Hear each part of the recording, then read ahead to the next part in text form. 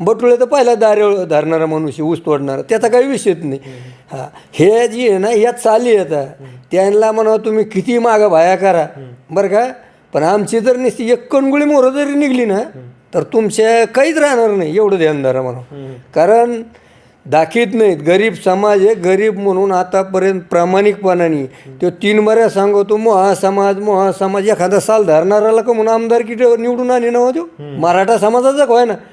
एखादा माणूस साल घालतो बिचारा, त्याचा पंचायत समितीला पोरग निवडून आणावं यांनी. एखादा कुठंतरी बिचारा ऊस तोडतोय मराठा समाजाचा, त्याचं लेकरू कुठंतरी काहीतरी त्याला एखाद्या जिल्हा परिषद पंचायत समिती याला त्याचा प्रचार करा. अयो करतो कोणाचं, ह्यो खातो गबाळ एका ज्याचं त्याचंच काम करतो, ज्याचे जे पैसे देतात याची खरी पाहिलं ना तर सरकारने याची चौकशी लावायला पाहिजे याची.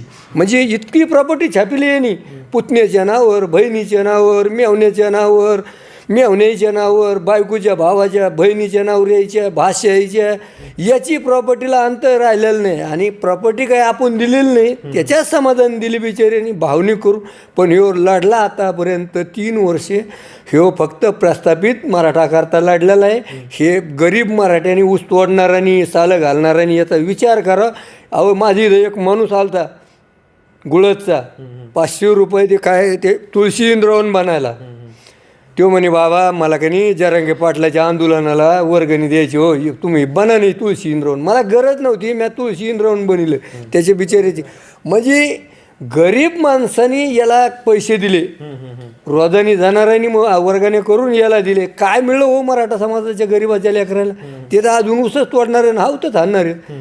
हे प्रस्थापित लोकांचे, ज्याचा बाप खासदार त्याचा लेख आमदार करतो, त्याचा लेख आमदार त्याचा नातू लगेच पंचायत समितीचा सभापती करतो. अरे तो शेतकऱ्याचा एखाद्याने पोरग निवडून आण, आमदार खासदार कर, त्या दिवशी नक्की आम्ही सांगू की जरांगे पाटील खरंच सामाजिक गरीब मराठा करता लढलेला. धमकीचा विषय झाला, वाघमाऱ्यांची गाडी देखील पेटवली, हाकेंना धमकी येते, विरोधात बोलले. तुम्हाला आतापर्यंत असं झाला की जरांगेंच्या समर्थकाकडून काही धमकी वगैरे? मला पहिल्या बाईटला 4-2 जणांनी धमक्या दिले बरं का. पण विषय असा आहे की जरांग्यालाच पक्क माहिती आहे कोणतं, की याच्याकडं काय आहे, 3 खनपटाचं लाकूड आहे, दोन्हीकडून टेकनमध्ये घुसत, त्याच्यामुळं तो मला काही करू शकत नाही. हां, आणि बाकीचा समाज आहे बिचारा माझ्या चौकून वावराला मराठा समाजाचे, मी मराठा समाजाचंच घेतलेलं आहे. शेजारी मला मराठीचे आहेत, बिचारे प्रामाणिक आहेत, गरीब माणसं आहे, ते आपल्या रोजगाराची जाणारे, स्वतःचे कामं करून खाणारे, ते बिचारे मराठाच आहेत ना, ते जातीवंत मराठा म्हणायचे. ते कधी कोणाच्या वाटत जात नाही, कोणाला धमकी देत नाही ते सगळे. हा आता मला चौकून तेच लोक आहेत. पण हे असे नालायक जन्मलेले मराठा नाहीत, ती खरे मराठा त्याला म्हणायचं छत्रपती शिवाजी महाराजाचे हे म्हणजे मावळे. आता हे काय मावळा, सकाळून मावळा आणि दुपारून कावळा, रात्री 1:30 वाजला का 2.5 किलो मटण खातोय, पाठ 5 वाजला का की दारूला भेटतोय, आणि इकडं सांगतोय 11 वाजता लोकांना की मी काहीच करी, मग हाडच बाटलेलं नाही, ही म्हणा माझ्या समोर असं पत्रकार पैशात घेऊ, आणि तो हाड बाटलंय का नाही, का तो हाताड्यातलं नाही, का हाडं मटण तर मग नाव बदलव म्हणा. हा होय, कमवून घुमी तू समाजाला, कमवून इकी तू समाजाला. ते तर म्हणले माझ्या शरीरामध्ये एक दारूचा कण सुद्धा नाही. अहो चला लगेच त्याचा आपण हे काढू ना, कचकिनशी दारूचा आहे का नाही, मग हा काढा आणि त्याचा काढा, काय फरक पडतो. हा ते जातीला त्या अमोल खोने बिचारा सत्य बोलतोय, त्याला काय बोलतो, नाही नाही तो कोण्या जाती, कोणाची पैदाश रे, कोण्या माणसाला म्हणतो तो. एखादा माणूस दार्शिक त्याचा किती प्रस्थापित असतो, त्या काही दार्शिक त्याला हे केला का तू लगेच हे ते कोण्या जातीचं आहे रे, कोणाच्या पोटचं आहे रे. अरे हेच कोणाच्या पोटचं आहे, हे सगळ्या समाजाने मराठा विचारायला पाहिजे. बरं, अमोल खुनेचा विषय काढला बाबा तुम्ही. अमोल खुनेंनी मागे 2 दिवसापूर्वी नारायणगडावर जाऊन त्यांच्या मुलांसह शपथ घेतलेली आहे. मी जरांगे पाटलांची सुपारी घेतली होती, आता जरांगे पाटलांनी देखील नारायणगडावर यावं. सत्य बोलतो तो माणूस, त्याने त्याच्याकरता त्याच्या अंगाला घटे पडलेले. कोणाकरता? ह्या जरांग्याकरता. याच्यासारखा तो भामटा नाही आहे, तो सत्य बोलणारा गरीब माणूस आहे, प्रामाणिक आहे, आणि समाजाकरता लढणारा माणूस आहे. पण काय झालं भाऊ, हे कलियुग जी आहे ना, तर हे कलियुग नाही आहे, हे म्हणजे सत्ययुग नाही आहे, कलियुग आहे. ह्या कलियुगामध्ये असं झालं, जो सत्य करतो तर त्याला प्राधान्य नाही येतं, जो लबाड आहे म्हणजे शिंदळणीला काय तशी गोष्ट ते जुन्या काळात होतं तशी गोष्ट आहे बाबा. या अशा अनेक गोष्टी आहेत, याला सत्तेला म्हणजे कलियुग आहे, हे सत्तेला लोक विचार करीत नाहीत. समाजाने विचार करावा की अरे तो कोणी माणूस इतका म्हणजे प्रामाणिक आहे, गरीब माणूस आहे, 1 2 एकर जमीन कष्ट करून, अहो कष्ट करून याला रोजानी जाऊन याला याचा पुरवठा केलेला आहे. याच्या अंडरपॅन्ट ते अमोल खुनेने आणलेले आता. याला अंडरपॅन्ट पण घालायला नव्हती, नुसतं वरून चेटी घालायचा. दोन्ही याच्या मोकळा जर चालला तर हालत होते अंडरपॅन्ट. म्हणजे इतका वाईट याची परिस्थिती. आणि आज याच्या घरात 1.5 लाख 2 लाखाचे फोन आहेत. एका बैला राखायला त्या पोरीला राखायला 4 तुम्हासारखे, नाहीतर नाही होमगार्ड का काय म्हणते ते मला येत नाही बा, मी अडाणी माणूस आहे. नाहीतर नाही राखायला येत. अरे याचं म्हणजे आता याची परिस्थिती आम्हाला माहिती आहे राव. त्याच्या लेकराला तुम्हाला सांगतो शेंबूड पुसायचं म्हणलं तर ते खालची जागा असतो का त्याने पुसावं लागत होता. असा आध असते याच्या लेकराला 1.5 लाखाचा मोबाईल आहे. पोरगं तर मध्ये मध्ये दुसऱ्या देशाने झिंडत होतं म्हणले इमानाने. याच्या बापाला कधी मिळलेलं नाही काही. लोकांच्या जीवर आईस करू नये.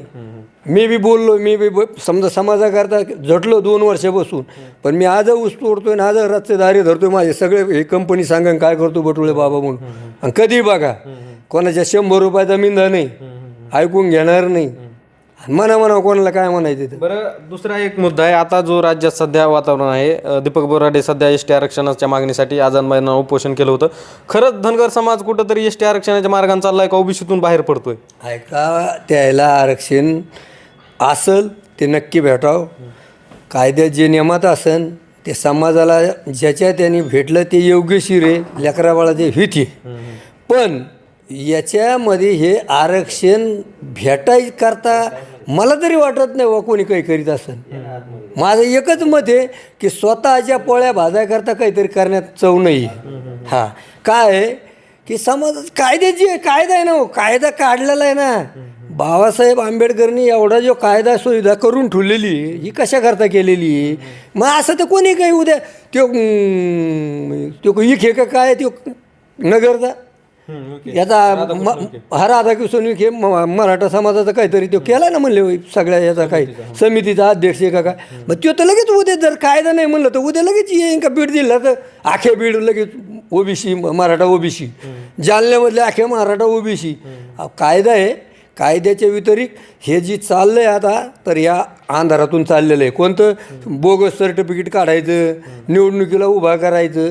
याच्यावर ओबीसी समाजाने एकजुटीने एक विचाराने जे बोगस निवडून आलेले आहेत याच्याकरता तुम्हाला सांगतो कोर्टामध्ये केस दाखल करायची आणि हे आलेले भडबे नीट तळ्यात गेले पाहिजे. पुन्हा याच्यावर हे ओबीसीच्या नेत्यांनी आणि ओबीसी समाजाने जे प्रबळ, आता आपल्यासारख्याचं त्या सोडून माझ्यासारखं काय दुपार लोक ऊस तोडायचा दुपारून दारे धरायचे माझ्यासारख्याचं काम नाही ते.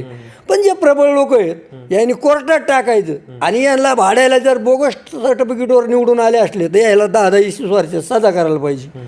का की तुमचं एक छोटंसं घर कोणाचं तरी गरीबाचं आहे, त्या गरीबाच्या लेकराला काहीतरी मिळत असेल तर तुम्ही त्याचं उतरून खा लागले ना. दुसरा एक प्रश्न आहे, दीपक बोराडेंची आणि मनोज जरांगे पाटलांची जी मुंबईमध्ये भेट झाली, म्हणजेच धनगर आरक्षणाला त्यांनी आंदोलनाला भेट दिली होती, त्यावर हाकेंनी प्रतिक्रिया देताना म्हणलंय त्यांची भेट म्हणजे बकऱ्यांच्या कळपात मनोज जरांगे सारखा लांडगा शिरल्यासारखं. त्याकडे कसं पाहताय? नाही, बरोबर आहे ना. हाकेसाहेब जे बोलले ते चुकीचं नाही ना.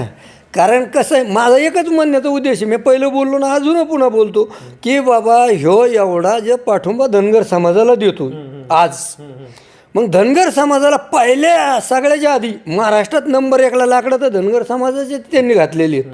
आणि तो काय म्हणतो मी धनगर समाजाला बोललो नाही आहे की नाही. हे तर तुम्ही आता पत्रकार आहे, तुम्हाला सगळं ऐका माहिती होतं, मला तरी काही कळत नाही त्यातलं.